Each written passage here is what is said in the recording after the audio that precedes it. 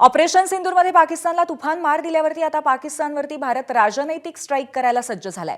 भारताच्या खासदारांचं शिष्टमंडळ जगामध्ये विविध देशांचा दौरा करणार आहे। त्यामध्ये शिवसेना खासदार डॉक्टर श्रीकांत शिंदेंच्या नेतृत्वाखालील पथक आज UAE पश्चिम आफ्रिका खंडातल्या देशांचा दौरा करेल। आज रात्री 9:15 वाजता हे शिष्टमंडळ रवाना होणार आहे। श्रीकांत शिंदेंच्या पथकामध्ये 8 सदस्य आहेत। UAE लायबेरिया, काँगो, सिएरा लिओन या देशांचा दौरा हे पथक करणार आहे।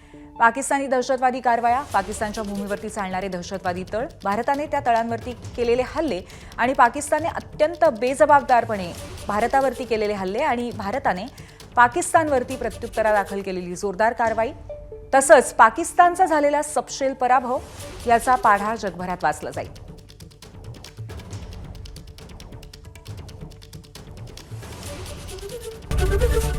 ABP माझा, उघडा डोळे बघा नीट।